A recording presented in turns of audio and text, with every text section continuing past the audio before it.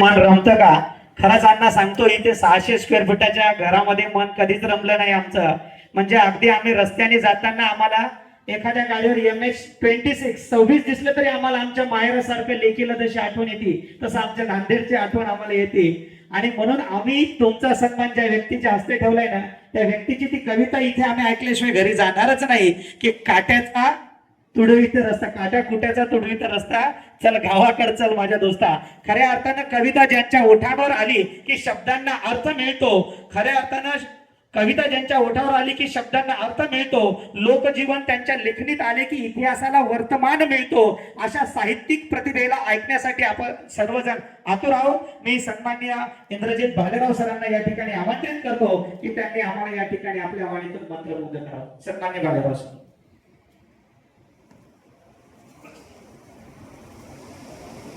कार्यक्रमाचे अध्यक्ष सन्माननीय इनामदार साहेब, आजचे गौरवमूर्ती शंकरांना भोगले, त्यांचे सुरुवातीपासूनचे संघटनेतले सहकारी श्री दत्ता पवार, व्यासपीठावर उपस्थित असलेली इतर सर्व सन्माननीय मंडळी आणि आपण सर्व शंकर अण्णावर प्रेम करणारी मंडळी, मित्र हो, शंकर अण्णा असतील, दत्ता पवार असतील, हे दोघेही बोलत असताना मी लक्षपूर्वक ऐकत होतो असं सूत्रसंचालन करणारे म्हणाले आमचे सर. आमचा जीव आहे त्यांच्यात, त्यामुळं त्यांचं बोलणं आम्ही लक्षपूर्वकच ऐकतो. 40 वर्षापासून, आज नव्हे, 40 वर्षांपासून ऐकतो त्यांचं बोलणं मनपूर्वक. एकेकाळी शेतकऱ्यांच्या पोरांनी, शेतकऱ्यांनी पेटून उठावं म्हणून ते बोलायचे. फार मोठी अशी त्यांची ती फरडी वक्तव्य असायचं. दोघही जण शेतकरी संघटनेची ढाण्या वाघ असल्यासारखे होते. त्यामुळं तेव्हा आम्ही त्यांचं ते बोलणं ऐकायचो. आजचं बोलणं ते बोलणं नव्हतं, पण आजचं बोलणं त्या काळातले ते अनुभव सांगत होते, ते सुद्धा मला आज महत्वाचे वाटतात. माझ्यासारख्या लेखन करणाऱ्याला ते अनुभव उपयुक्त असतात की एकेकाळी या माणसांनी जे रण गाजवलेलं आहे, त्या रणात त्यांनी जो पराक्रम केलेला आहे, त्या पराक्रमाचे त्यांचे जे अनुभव आहेत, ते अनुभव ऐकायला खूप छान वाटतात, ऐकावेसे वाटतात. त्यातल्या त्यात शेतकऱ्यांविषयी आणि शेतकरी संघटनेविषयी आस्था, प्रेम असणाऱ्या तुम्हा आम्हा सगळ्यांना ते ऐकायला खूप आनंद वाटतो. शेतकरी संघटनेच्या प्रत्येक कार्यकर्त्याला मी नेहमी सांगत असतो की तुम्ही तुमचे अनुभव लिहून काढा. त्यामुळे अनेकांनी लिहिली, पुस्तकं आली. काही कार्यक्रमांना शंकरांना आणि मी सोबत होतो. मागच्या वर्षी राजू शेट्टींच्या कार्यक्रमाला आम्ही सोबत होतो जयसिंगपूरला. मागच्याच वर्षी, त्याच्या थोडं आधी, विजय लोडम यांच्या पुस्तकाच्या प्रकाशनाला मूर्तिजापूरला अमरावती जिल्ह्यामध्ये आम्ही सोबत होतो. ही संघटनेची माणसं एकेकाळी यांनी जो इतिहास केला, जे लढे उभारले, त्याचं डॉक्युमेंटेशन करत असताना, त्याचं शब्दांकन करत असताना आमच्या सारख्याला ते हवं असतं. ते बोलत असतील तेव्हा ऐकायला हवं असतं. त्यांनी लिहिलं तर ते आम्हाला वाचायला हवं असतं, कारण तो या महाराष्ट्राच्या इतिहासाचा एक अपरिहार्य भाग आहे. म्हणून त्या दोघांचंही बोलणं मी अगदी लक्षपूर्वक, मनपूर्वक ऐकत होतो. 40 वर्षापूर्वीचा काळ आहे. आमच्या काळामध्ये आमचे हिरो होते धर्मेंद्र, जितेंद्र, हेमा मालिनी, रेखा. 41 वर्षापूर्वी अण्णा, आम्ही इथं औरंगाबादला, आजच्या संभाजीनगरला शिकायला आलो. 1985 साली विद्यापीठामध्ये होतो. वसतिगृह क्रमांक 1, खोली क्रमांक 93. वसतिगृहाची खोली मिळाल्यानंतर प्रत्येक विद्यार्थी आपापली खोली सजवतात आणि मग कुणी कशी खोली सजवली ती पाहण्यासाठी इतर पोरं त्यांच्या खोल्या पाहायला जातात. तर या बहुतेक पोरांच्या खोल्यांमध्ये धर्मेंद्र, जितेंद्र, अमिताभ बच्चन, नुकताच आलेला कमल हसन, रेखा, हेमा मालिनी यांची चित्र लावलेली आम्ही पाहत होतो. पण आम्ही 2-3 मित्र अशी होतो की आमच्या खोलीमध्ये आमचे हिरो हे नव्हते, आमचे हिरो हे होते. आम्ही कधीही धर्मेंद्र, अमिताभ बच्चन, जितेंद्र, हेमा मालिनींचे आणि रेखाचे फोटो लावले नाही. आम्ही शरद जोशी शेतकरी संघटनेच्या आंदोलनाचे फोटो जे यायचे, शेतकरी संघटनेनं त्यांच्या एकेका आंदोलनासाठी जी पोस्टर तयार केली ती इतकी सुंदर आणि इतकी कलात्मक पोस्टर होती. सुभाष अवचट सारखा श्रेष्ठ दर्जाचा मराठीतला एक चित्रकार आणि डिझायनर ती पोस्टर तयार करायचा आणि शेतकरी संघटनेला परवडावीत म्हणून एवढा मोठा आंतरराष्ट्रीय कीर्तीचा तो माणूस ती फक्त ब्लॅक अँड व्हाईट मध्ये करून द्यायचा, कारण कलर मध्ये शेतकरी संघटनेला ती परवडायची नाही. ती सगळी पोस्टर आम्ही जमा करून ठेवलेली होती आणि ती पोस्टर आम्ही आमच्या खोल्या इथं घेतल्यानंतर त्या खोल्यांमध्ये शेतकरी संघटनेच्या एकेका आंदोलनासाठी काढलेली पोस्टर लावली होती. शरद जोशींचा फोटो लावला होता आणि आंदोलनाचे पेपरमध्ये आलेले ह्या सगळ्यांचे फोटोंची कात्रणं आम्ही आमच्या खोल्यांमध्ये लावलेली होती. हे आमचे हिरो होते म्हणून ह्यांच्याविषयीची आत्मीयता, कारण आमच्या बापासाठी हे काहीतरी करताय याचा आम्हाला खूप आनंद वाटायचा. तेव्हा लहानपणापासून पाहत होतो की आपला बाप फार वाईट परिस्थितीत जगतो आहे आणि त्याच्यासाठी कोणी काही करीत नाही.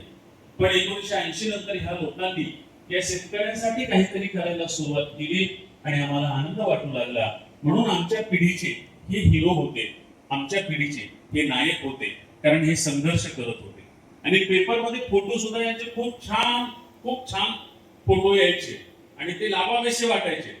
काय काय फोटो असायचे तर विलक्षण वेगळे फोटो असायचे. कुणीतरी शेतकरी संघटनेच्या कार्यकर्त्यांनी मंत्र्यावर हात उगारलेला असा आणि मंत्री समोर आहे त्याला हात उगारलेला असा फोटो पेपरनं फ्रंटला छापला होता. त्याचं आम्हाला एवढं कौतुक वाटायचं की मंत्र्याला हात उगारणारा शेतकरी आहे कुणीतरी आणि त्याला जाब विचारतो आहे की आमच्या या परिस्थितीचं काय उत्तर आहे, काय उपाय आहे. आणि ते फोटो आम्ही आमच्या रूम मध्ये लावायचो. असे काहीतरी विलक्षण वेगळे संघटनेची आंदोलनं वेगळी होती, कल्पक होते, प्रचंड बुद्धिमान होते शेतकरी संघटनेचे नेते शरद जोशी आणि त्यांचे हे सगळे कार्यकर्ते त्यांच्या इतकेच बुद्धिमान आणि त्यांच्या इतकेच झपाटलेले असे होते. त्यांच्या डोक्यातून काय काय कल्पना निघायची. प्रत्येक आंदोलनात वेगळं तंत्र वापरलं जायचं आणि त्या तंत्राविषयी पेपरमध्ये भरभरून यायचं. त्या आंदोलनाचे फोटो यायचे, त्याच्यातून आम्ही घडत होतो. आमची कविता घडत होती. आमच्या कवितेला बळ देण्याचं काम शेतकरी संघटनेने केलेलं आहे. त्याच्यामुळं शेतकरी संघटना म्हणत असते मी की संघटनेला बळ देण्याचं काम इंद्रजित भालेराव यांनी त्या कवितेने केलेलं आहे. पण मी नेहमी सांगतो की माझ्या कवितेला बळ देण्याचं काम संघटनेने केलेलं आहे. कारण संघटनेचं आंदोलन पाहिल्यानंतर शेतकऱ्यांच्या साहित्यामध्ये, ग्रामीण साहित्यामध्ये सुद्धा विद्रोह येऊ शकतो. या आम्हा कवींना, शेतकऱ्यांच्या कवी, त्याच्या आधी विद्रोह माहीतच नव्हता, क्रांती माहीतच नव्हती. जसं शंकरांनी उदाहरण दिलं तसं हिरवे गालीचे वगैरे वगैरे जे असायचं आणि ते काही वाईट नव्हतं, कारण त्या काळात त्यांचं त्यांनी चित्रित केलेलं होतं. कारण त्यांच्या समोर असा आदर्श नव्हता शेतकरी ही क्रांती करू शकतात. तर ते हे आमच्या क्रांतीचे नायक होते.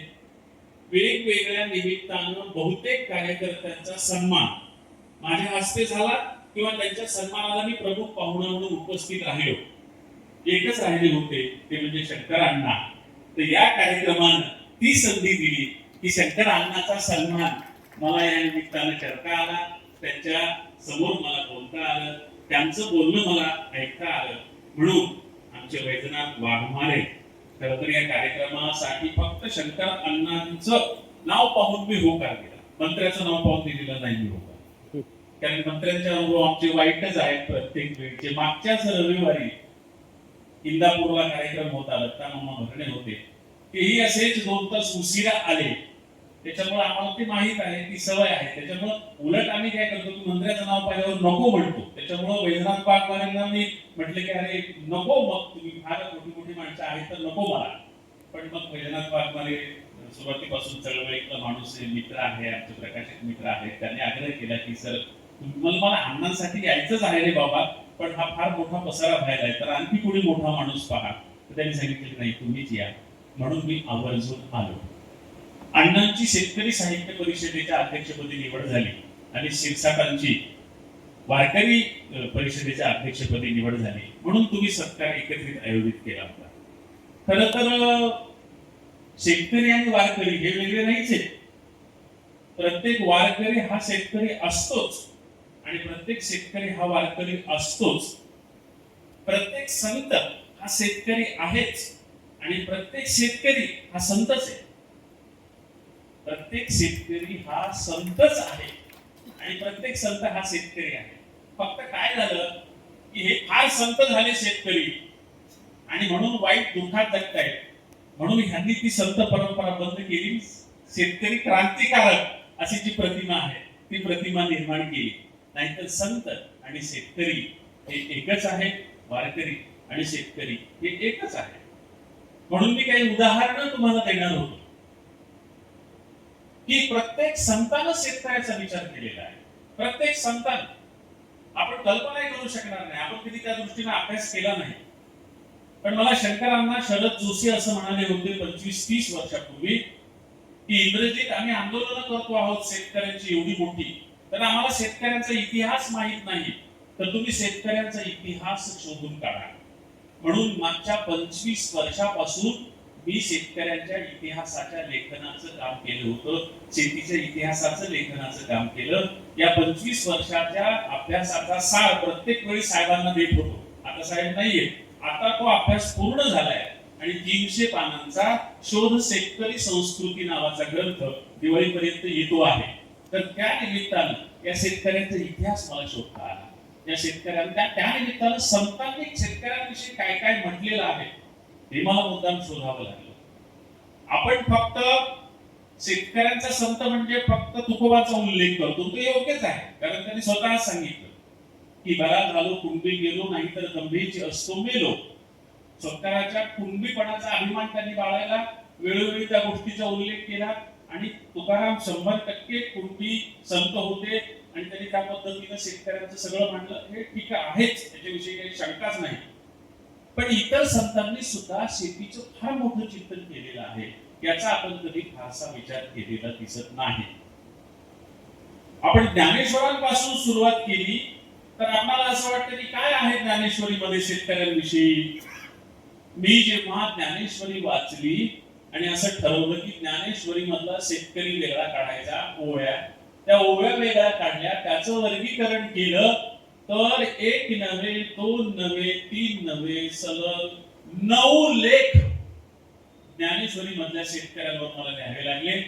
आणि ॲग्रोवरनं की सलग प्रत्येक रविवारी असे 9 आठवडा ते ज्ञानेश्वरी मधल्या शेतकऱ्यांवरचे लेख तेव्हा छापले होते. त्याला आता 20 वर्ष झाली. ॲग्रोवर नुकतंच निघालं होतं. निशिकांत भालेराव संपादक झाले होते आपल्या संभाजीनगर मध्ये, अनंतरावाचे चिरंजीव. त्यांनी मला सांगितलं की काहीतरी लिहा, तर मी तेव्हा ते लिहिलेलं होतं. भगवद्गीतेचा 13वा अध्याय जो आहे, भगवद्गीतेच्या प्रत्येक अध्यायाचा एक विषय आहे, तर 13व्या अध्यायाचा विषय आहे क्षेत्र क्षेत्रज्ञ योगो नाम. क्षेत्र म्हणजे शेती आणि क्षेत्रज्ञ म्हणजे ती शेती जाणणारा म्हणजे शेतकरी. क्षेत्र क्षेत्रज्ञ योगो नाम म्हणजे शेतकरी आणि शेती यांच्या संदर्भातलं उदाहरण देऊन केलेला तो संपूर्ण अध्यायाची रचना आहे. भगवद्गीतेचा 13वा अध्याय काढून वाचा, तुम्हाला तत्कालीन संपूर्ण 700 वर्षापूर्वीची शेती त्या एका अध्यायामध्ये दिसते. नाना कृषी वळू आपुले पांगुरवी पेरिले, तैसे झाकी निपजले दान पुण्य. हा शेतकऱ्यांच्या आयुष्याचा सार सांगणारी गोष्ट त्याच आपल्याला अध्यायामध्ये पाहायला मिळते. केळीचे दळवाडे हळू पोकळ अवाडे, परी फळोन या गाढे रसाळ जैसे, असे पिकांच्या सुंदर वर्णन करणाऱ्या भव्य ज्ञानेश्वर महाराजांनी लिहिलेल्या आहेत. आणि सगळ्यात महत्वाचं म्हणजे शरद जोशींनी ज्या परिभाषेमध्ये शेतकऱ्यांचा प्रश्न मांडला, त्याच परिभाषेमध्ये शेतकऱ्यांचा प्रश्न मांडणारा एक अभंग ज्ञानेश्वरांनी लिहिलेला आहे. तो फारसा कोणाला माहित नाही. मी शरद जोशीला काढून टाकलं होते, म्हणाले अरे हे तर सगळं मी जे मांडतोय त्याच तर्कशुद्ध पद्धतीनं ज्ञानेश्वरांनी मांडून दाखवलेला शेतकऱ्यांचा प्रश्न. ज्ञानदेवांचा अभंग आहे, रात्रीनं दिवस करीत असे चिंता, केशवा धडवता होईल मी, किरजट घोंगडे फाटक येते कैसे, वेचिले तैसे भोगीचे धन नाही काठी जीवितवा आटी उघडी पाठी हिव वाजे बाप रखुमा देवी भरा भोंगडे मागो आता तोच एक दाता देईल. जुनी भाषा असल्यामुळं स्पष्ट अर्थ कदाचित समजला नसेल, कळत नाही सामान्य माणसाला. थोडक्यात सांगतो एका ओळीचा अर्थ. रात्रीनं दिवस करीत असे चिंता, शेतकऱ्यांचं मनोगत आहे. भोंगडी नावाचं रूपक ज्ञानेश्वरांनी घेऊन लिहिलेला अभंग आहे. शेतकरी बोलतो आहे त्या अभंगातून, स्वतःचा आत्मकथन सांगतो आहे. काय सांगतो आहे शेतकरी? 800 वर्षापूर्वीचा शेतकरी ज्ञानेश्वरांच्या अभंगातून काय सांगतो आहे? रात्रीनं दिवस करीत असे चिंता, देवा मी रात्रंदिवस चिंता करतो आहे. कशाची? रात्रीनं दिवस करीत असे चिंता, केशवा घडवता होईल मी, कधीतरी मी घडवता होईल. घडवता होईल म्हणजे न फाटलेले कपडे अंगावर घालण्याची क्षमता मला प्राप्त होईल याची मी रात्रंदिवस देवा चिंता करतो आहे. रात्रीनं दिवस करीत असे चिंता, केशवा घडवता होईल मी. पण हिरजट घोंगडे फाटक येते कैसे, पण माझ्या वाट्याला कधीच धड घोंगडे येत नाही. हिरजट फाटकच घोंगडं माझ्या वाट्याला येतं. हिरजट घोंगडे फाटक येते कैसे, वेचिले तैसे भोगीचे. कदाचित मी आधीच्या जन्मात वेचिले म्हणजे आधीच्या जन्मात काहीतरी पाप केलं असावं, म्हणून मी आया जन्मात ते भोगतो आहे. शेतकरी हेच समजत आला की माझ्या वाट्याला आलेली दुःख ही माझ्या आधीच्या जन्माचं पाप आहे. त्याचा उल्लेख ज्ञानदेवांनी केला की वेचिले तैसे भोगीले, धन नाही गाठी माझ्याजवळ पैसा नाही नवीन घोंगडे घ्यायला. जीवितवा आटी ते धन मिळावं म्हणून मी माझा जीव आटवतो आहे. जीवितवा आटी, धन नाही गाठी जीवितवा आटी, पण उघडी पाठी हिव वाजे, पण माझी पाठ उघडीच राहते. मला तेवढे पैसे मिळत नाहीत नवीन घोंगडी घेण्याइतके. उघडी पाठी हिव वाजे, मला थंडी वाजते देवा. आणि मग शेवटी ज्ञानेश्वर, त्या काळात शरद जोशी सारखे नेते नसल्यामुळं ज्ञानेश्वर म्हणतात की मग कोणाला घोंगडं मागायचं? बाप रखुमा देवी बरा घोंगडे मागो आता तोच एक दाता देईल की. त्या काळामध्ये एकच आधार होता, तोच आधार होता. ते म्हणाले चला आपण सगळे मिळून पंढरपूरला जाऊ आणि त्या विठ्ठलाला घोंगडं मागू, म्हणजे आपल्याला चांगलं आणि नवं घोंगडं मिळेल. हे त्या काळातलं उत्तर होतं. त्याला शेतकरी संघटनेनं आणि शरद जोशीनं प्रत्यक्षातलं उत्तर दिलं. आंदोलन करून घोंगडी मागायची नाही तर हिसकावून घ्यायची हे संघटनेनं लोकांना सांगितलं. पण शेतकऱ्यांच्या प्रश्नांचं मांडणी करायचं तंत्र हे ज्ञानदेवांनी 700 वर्षापूर्वीच तुमच्या समोर मांडून ठेवलेलं होतं. मधलं 700 वर्ष आपण विसरलो होतो. शरद जोशींनी ते पुन्हा एकदा लक्षात आणून दिलं. माझे हे लेख प्रकाशित होत होते अण्णा, आणि एक दिवस एक शेतकरी माझ्याकडे आला. तो म्हणला तुम्ही संतांच्या शेतकऱ्यांवर छान लेख लिहित आहात. ज्ञानदेव लिहिले, पुढचे लिहिले, मागचे लिहिले. एकनाथ महाराज राहिलेले म्हणाले. अक्षरशः मी कल्पना केली होती की एकनाथ महाराजांच्या साहित्यात कुठेही शेती नसणार. म्हटले एकनाथ महाराजांच्या साहित्यात शेती आहे का? म्हणजे असा काही प्रश्न झाला का? म्हटलं मग. म्हटलं आहे ना शेती, फार शेती आहे. एकनाथांच्या साहित्यावरून कशात आहे? ते म्हणले भागवत ग्रंथात आहे. भागवत ग्रंथात. म्हटलं फार मोठा ग्रंथ आहे हो, भागवत 40,000 ओव्या आहेत. म्हटलं तर एवढ्या मी कधी वाचू? ते म्हणले तुम्ही नका वाचू. म्हटलं मग. तो शेतकरी म्हणाला भागवतामधल्या सगळ्या शेतीविषयक आणि शेतकऱ्यांविषयीच्या कविता मी निवडतो आणि तुम्हाला आणून देतो. आणि त्यांनी संदर्भ लिहून प्रत्येक ओवी कुठल्या अध्यायातली आहे, कुठल्या क्रमांकाची आहे, त्या ओव्या स्वच्छ अक्षरामध्ये लिहून त्या शेतकऱ्यानं 100 ओव्या माझ्याकडे आणून दिल्या. आणि त्याच्यावर आधारित आपल्या प्रतिष्ठान मासिकामध्ये मराठवाडा साहित्य परिषदेच्या शेतीचे भागवत नावाचा ग्रंथ एक दीर्घ लेख मी लिहिलेला होता ज्ञानदेवांच्या, एकनाथांच्या. आणि काय सुंदर सुंदर वर्णन त्यांनी शेतकऱ्यांची केलेली आहेत. आता वेळ नाही आपल्याला म्हणून फार तपशीलवार मी सांगत नाही. त्यांनी सिंचन व्यवस्थेची सुद्धा गोष्ट सांगितलेली होती. परवा शंकरराव चव्हाणांच्या जयंतीचा पाहुणा होतो नांदेडला मी, आणि शंकररावांनी सिंचनाचे जे प्रयोग केले आणि जी क्रांती केली महाराष्ट्रामध्ये.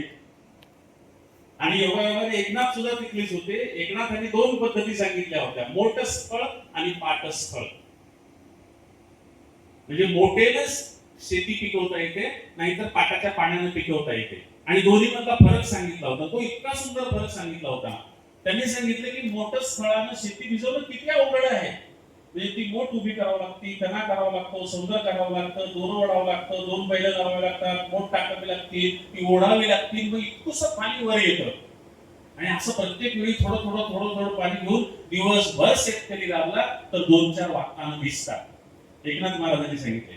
पण त्यांनी सांगितले की जर नदीचा पाठ तुमच्या शेतात काढून आणला तर पाण्याचा धडधडाट येतो आणि एका दिवसात तुम्ही 4-5 एकर शेत भिजवू शकता.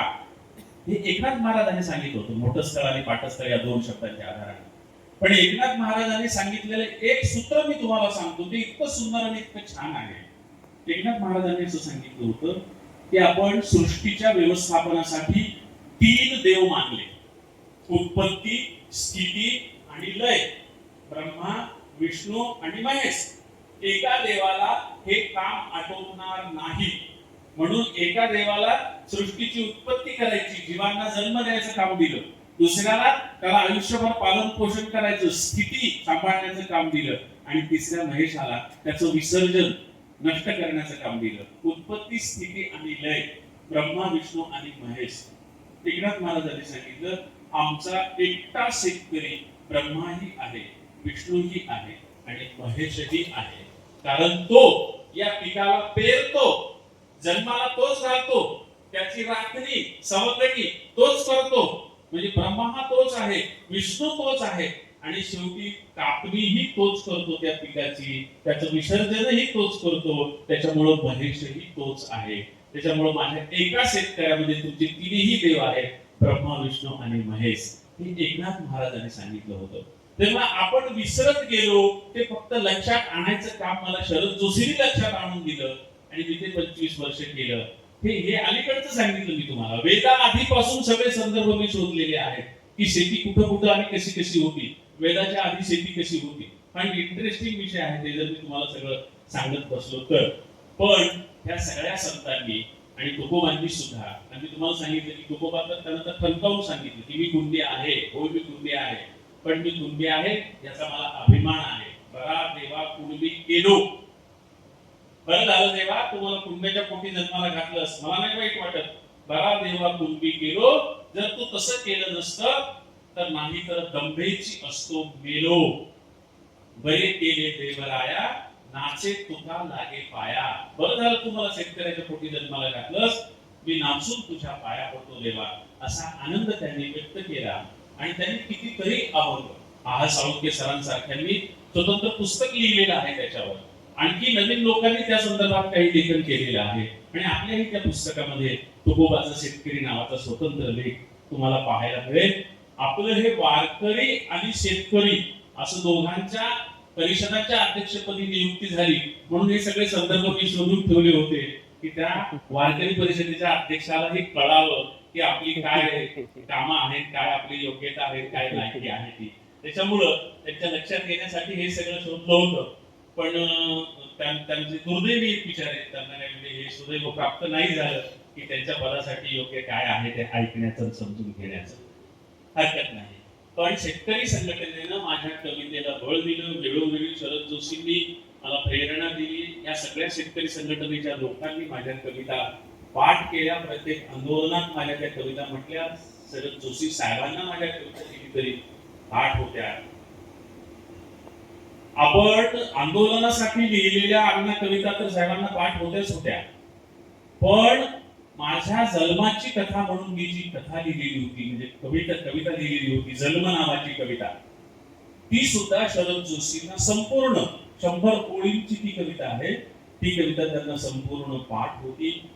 हैदराबादला अपोलो मध्ये जेव्हा तिसऱ्यांदा हार्टच्या ऑपरेशन साठी ते ऍडमिट झाले, तेव्हा बऱ्हाणपूरची साहेबांची बहीण त्यांना भेटायला आली. तेव्हा त्या हार्टच्या ऑपरेशन झालेल्या स्थितीमध्ये ती कविता आपल्या बहिणीला शरद जोशी म्हणून दाखवत होते. अत्यंत दुःखद अशी ती माझ्या जन्माची कहाणी आहे. आणि शरद जोशी जेव्हा आपल्या बहिणीला म्हणून दाखवत होते आणि त्यांच्या चेहऱ्यावरचे जे भाव बदलत होते ते पाहून डॉक्टरने सांगितलं, थांबा, ही कविता तुम्हाला म्हणण्याची सध्या परवानगी नाही. तशा अवस्थेत सुद्धा साहेबांना माझी ती कविता आठवली. हे माझं भाग्य. बाकी तर शेतकरी संघटनेनं कितीतरी उचलल्या माझ्या कविता, कितीतरी कवितांची पोस्टर केली, लोकांनी गावोगाव लावली, जागोजाग लावली. पण यासाठी शेतकरी संघटनेचं आणि माझं नातं या पद्धतीचं आहे. माणसं किती जमा झाली याचा कधीच विचार आपल्या डोक्यात नसतो आणि संघटनावाल्यांनी तर तो कधीच करत नाही, कारण त्यांनी 7-7 आणि 8-8 लाख लोकांच्या सभा घेऊन दाखवलेल्या आहेत. लोक जमा करणं अवघड नसतं, पण प्रेमानं लोक आपोआप आले तर ते जास्त महत्वाचं असतं. त्याच्यामुळं एक काळ असा होता की लाखो लाखो, आणि मी तर काय प्राध्यापक आहे, मी प्राध्यापक आहे. असंच परभणीला एक कार्यक्रम होता. हरिभाऊ बागडे त्या कार्यक्रमाचे अध्यक्ष होते आणि ते सभापती होते आपल्या विधानसभेचे. ते कार्यक्रमाला थोडे उशिरा आले आणि मी संयोजकांना सांगितलं होतं की मी कार्यक्रमाला येईल, पण माझी वेळ झाल्यावर मी उठून जाईल, कारण माझा तास आहे वर्गात, मला ते जाणं आवश्यक आहे, मला उठून जावं लागेल, कारण मला तास कधी बुडवत नाही. कितीही काही असेल, मी गावात रजावर असेल तरच मला तास बुडवेल. 25,000 लोक समोर होते. आमच्या बाबू शास्त्रीची चिंतनी होती, त्याच्यासाठी हरिभाऊ बागडे आलेले होते. 25,000 लोक समोर बसलेले होते आणि माझी वेळ झाल्यावर मी उठलो व्यासपीठावरून आणि निघून गेलो. हरिभाऊंनी विचारलं, अध्यक्ष का निघून जात आहेत, माझं भाषण अजून राहिलेलं आहे. तर संयोजक म्हणाले की तुम्ही यायला खूप उशीर केला आणि त्याच्यामुळं त्यांनी आधीच आम्हाला सांगितलं की मी इतके वाजता व्यासपीठावरून उठेल, त्याच्यामुळे ते गेले, म्हणाले त्यांचा तास आहे. 25,000 पब्लिक सोडून मी आलो. वर्गात माझे विद्यार्थी किती होते? ऑप्शनल मराठीचे फक्त 2 विद्यार्थी होते. 2 विद्यार्थी होते. माझं कर्तव्य होतं त्या 2 विद्यार्थ्यांना शिकवणं, कारण त्याच्यासाठी मला पगार मिळत होता, बाहेर सभेत भाषण करण्यासाठी नव्हे. म्हणून ती सभा सोडून, एवढे लोक सोडून मी माझ्या 2 विद्यार्थ्यांसाठी आलो. त्याच्यामुळे जेव्हा हे सगळे म्हणत होते तेव्हा, आणि नाहीतरी आपण प्रयत्न केले, सगळ्यांना आपण प्रयत्न करतो, लोक जमा होतात, पण कोणाचं लक्ष असतं ऐकण्यामध्ये, कोणाचं ती वस्तू ऐकण्यामध्ये. त्याच्यामुळे जेवढे काही आले, जे काही आले ते जीवाभावाचे असतात, ते जास्त महत्वाचे असतात. आणि नेहमी कार्यक्रमाच्या संयोजकांनी एक लक्षात ठेवलं पाहिजे, जे लवकर आले त्यांचा सन्मान केला पाहिजे, आणि त्यांचा सन्मान करणे म्हणजे कार्यक्रम वेळेवर सुरू करणे. आपण जसा कार्यक्रम उशिरा येणाऱ्यांसाठी कार्यक्रम लेट करतो, तेव्हा आपण उशिरा येणाऱ्यांचा सन्मान करत असतो आणि लवकर येणाऱ्यांचा अपमान करत असतो. त्याच्यामुळे संयोजकांनी नेहमी लक्षात ठेवलं पाहिजे की जे लवकर येतात त्यांचा सन्मान करून कार्यक्रम लवकरात लवकर सुरू केला पाहिजे. बोलण्यासारखं खूप गोष्टी आहेत. फक्त आता शेवटी 2 कविता म्हणतो आणि थांबतो, ज्या तुम्ही सांगितल्या होत्या, ज्या संघटनेने उचललेल्या होत्या. संघटनेच्या समोर मी या लोकांसमोर, अण्णा तुमचं हे जे सगळं कौतुक आहे, या सगळ्या महाराष्ट्राला मी सांगत आलो. एक काळ असा होता की जेव्हा महाराष्ट्रामध्ये केवळ विनोदी किंवा शृंगारिक कविता म्हणणाराच पाहुणा गॅदरिंगला बोलवला जायचा. त्या काळामध्ये फक्त शेतकऱ्यांच्या प्रश्नावर कविता लिहिणारा आणि कविता म्हणणारा एकमेव पाहुणा मी होतो. आणि नंतर हळूहळू मीच सगळ्यात जास्त लोकप्रिय झालो, कारण लोकांना ते जास्त आवडू लागलं. लोक शृंगारिक कविता आणि हास्य कविता ऐकायचं थांबले त्या काळामध्ये. त्याच्यामुळे या सगळ्या कॉलेजच्या पिढीसमोर मी शेतकरी संघटनेचं महत्व सांगत आलेलो आहे, बिंबवत आलेलो आहे अगदी सुरुवातीपासून. काट्या कुट्याचं तुड विकलस्ता, माझ्या गावाकडं चल माझ्या दोस्ता. आता ही कविता संघटनेसाठी म्हणून लिहिलेली नव्हती, पण संघटनेनं उचलली. आणि ही तुमचं जे मंडळ आहे, शंकर अण्णा धोंडगे मित्र मंडळ आणि नांदेड मित्र मंडळाचे 2 मित्र मंडळ आहेत इथे. ही सगळी गावातून आलेली माणसं आपल्या गावाच्या नावानं एकत्रित येऊन त्या नॉस्टेल्जियामध्ये, त्या स्मृतिरंजनामध्ये, गावाच्या प्रेमामध्ये एकत्रित येतात ना. अशा मंडळांनी ही कविता जास्त उचलली. कोरोना काळामध्ये शहराकडून गावाकडे निघाले जत्तेच्या जत्ते, त्या काळात ही कविता जास्तच लोकांनी उचलली. काट्या कुट्याचा तुड विकलस्ता, माझ्या गावाकडं चल माझ्या दोस्ता. कशी उन्हात उन्हात तळतात माणसं, कशी मातीत मातीत मळतात माणसं. कशी उन्हात उन्हात तळतात माणसं, कशी मातीत मातीत मळतात माणसं. कशी खातात जीवाला खस्ता, माझ्या गावाकडं चल माझ्या दोस्ता, काट्या कुट्याचा तुडवीत रस्ता. माझ्या गावाकडं चल माझ्या दोस्ता, काळ्या बापाच हिरवं राहणं, काळ्या माईन पिकवलं सोनं. काळ्या बापाच हिरवं राहणं, काळ्या माईन पिकवलं सोनं. पण त्यांच्या घामाचा भाव लय सस्ता. माझ्या गावाकडं चल माझ्या दोस्ता, काट्या कुट्याचा तुडवीत रस्ता. माझ्या गावाकडं चल माझ्या दोस्ता, इथं डब्यात तुला साखर लागते गोड. इथं शेतात माझ्या बापाच्या हाताला पोड. इथं डब्यात तुला साखर लागते गोड. तिथं शेतात माझ्या बापाच्या हाताला पोड. पण भाव ठरतो त्याला न पुसता. माझ्या गावाकडं चल माझ्या दोस्ता, काट्या कुट्याचा तुडवीत रस्ता. माझ्या गावाकडं चल माझ्या दोस्ता, जेव्हा दुष्काळ गिरट्या घाली, तेव्हा गावाला कुणी नवाली.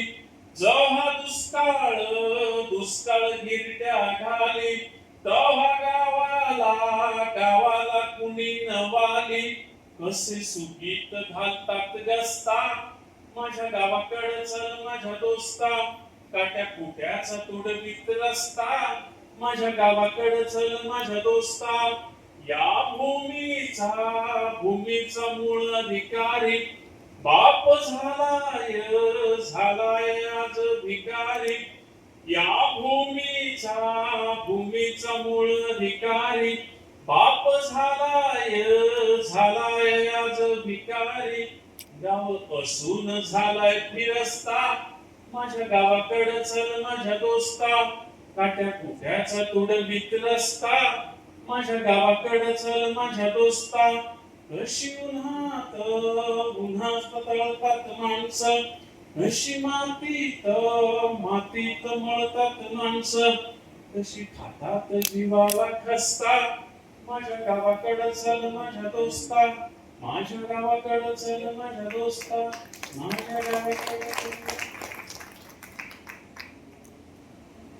आणि मग संघटनेचं राष्ट्रगीत झालेली जी कविता आहे, शिक बाबा शिक, लढायला शिक, कुटुंबाच्या पोरा आता लढायला शिक. या कवितेविषयी तर महाराष्ट्र टाइम्स मध्ये सगुण निर्गुण सदरा या कवितेचे मला जे अनुभव आले, 20 लेख लिहिलेले आहेत. आता एक पुस्तक येत आहे, 37 लेख आहे. या कवितेचे मला काय अनुभव आले महाराज, फार मजेशीर आणि फार महत्वाचे असे ते अनुभव आहेत. पण ते सांगत बसण्यापेक्षा फक्त तुम्हाला ही कविता म्हणून दाखवतो आणि थांबतो. शिकवा बसिक, लढायला शिक. ते हातामध्ये माईक घेऊन कविता म्हणायची सवय नाही मला. तुम्ही आता असे मोकळे करून शिक म्हणायची सवय आहे, पण आता इथं नाही तसं माईक. शिक बाबा शिक, लढायला शिक, कुणब्याच्या पोरात लढायला शिक, कुणब्याच्या पोरात लढायला शिक. लाजरेपणा बुजरेपणा बाजारात ऐक, लाजरेपणा बुजरेपणा बाजारात ऐक. घेऊ नको फाशी बाबा, खाऊ नको इक, आता लढायला शिक. शिक बाबा शिक, लढायला शिक, कुणब्याच्या पोरात लढायला शिक, कुणब्याच्या पोरात लढायला शिक. उंटाहून शेळा हाकी सरकार शहाण. हा शब्द महात्मा फुलेंनी 250 वर्षापूर्वी इंग्रज सरकारसाठी वापरलेला होता. इंग्रज सरकारी उंटाहून शेळ्या हाकणारं सरकार आहे. पण 250 वर्षात इंग्रज गेले, आपले सरकार आले, आपल्या सरकारमध्ये हे सरकार गेले, ते सरकार आले, ते सरकार गेले. अजूनही अन्नात तेच वापरावं लागतंय. आता तुम्ही सांगताय, आश्वासन देताय की ते मिटेल, तर नंतर मग ते बंद करील लागत आहे. उंटाहून शेळ्या हाकी सरकार शहाण, उंटाहून शेळ्या हाकी सरकार शहाण. त्याच्यामुळं जीव तुझा पडला कहाण. बाबा पाडायला शिक, शिक बाबा शिक, पाडायला शिक.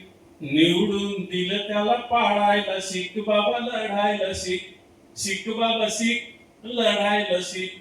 कुणब्याच्या पोरात लढायला शिक, कुणब्याच्या पोरात लढायला शिक. कोट्यावधी कर्ज घेती दलालांची पोरं, कोट्यावधी कर्ज घेतली दलालांची पोरं बुडविती त्याचा कधी करीतीन घोर बाबा बुडवायला शिक बाबा शिक बुडवायला शिक घेतलेली कर्ज सारी बुडवायला शिक बाबा लढायला शिक बाबा शिक लढायला शिक कुणीब्याच्या पोरा आता लढायला शिक कुणीब्याच्या पोरा आता लढायला शिक जातील हे दिस आणि होईलही ठीक जातील हे दिस आणि होईलही ठीक उद्या तुझ्या शेतामध्ये उधाणेल पीक बाबा जगायला शिक बाबा शिक जगायला शिक मरू नको बाबा आता मारायला शिक घेतलेली कर्ज बुडवायला शिक निवडून दिलं त्याला पाडायला शिक बाबा शिक लढायला शिक कुणब्याच्या पोरा आता लढायला शिक कुणब्याच्या पोरा आता लढायला शिक कुणब्याच्या पोरा आता लढायला धन्यवाद सर. खरं तर ऐकत राहावं असंच वाटतंय प्रत्येकाला, कारण खऱ्या अर्थानं कुणब्याच्या पोराला अतिशय निर्भीडपणे दिलेला आपला हा संदेश या कवितेनं खऱ्याच अर्थानं प्रत्येकाच्या मनावर राज्य केलेला आहे. खरं तर बोलता बोलता सर आपण म्हणालात की शेतकरी संघटनेच्या आंदोलनाला तुमच्या कवितेमुळे बळ मिळालं, तर तुमच्या कवितेला शेतकरी संघटनेच्या आंदोलनामुळे बळ मिळालं हे आम्हाला नाही माहीत, पण तुमच्या दोघांमुळेही सामान्य शेतकऱ्याला मात्र नक्कीच बळ मिळालं हे आम्ही अतिशय ठणकावून या ठिकाणी सांगू शकतो. अतिशय मनपूर्वक खरं तर आपल्या या कवितांसाठी या सर्वांच्या वतीने आपले आभार मानतो. ही कविता डोळ्यात पाणी उभं करणारी होती. खऱ्या अर्थानं नांदेडचे भूमिपुत्र म्हणून आम्ही मोठ्या अभिमानानं गर्वानं छत्रपती संभाजी महाराज नगरमध्ये राहत असतो. मात्र मी यापूर्वी सांगितलं की फक्त MS सर्व्हिसची गाडी दिसली तरी आम्हाला आमच्या नांदेडची आठवण येते, गावाचं गाव पण जाणवतं. आज तुम्ही ते गाव पण, ते घर, ते ओटा, ते अंगण सगळं डोळ्यापुढे उभं केलं. खरंच मनापासून आपले मी त्या ठिकाणी आभार मानतो. आणि यानंतर कार्यक्रमाचे अध्यक्षीय भाषण सन्माननीय निवृत्त अभियंता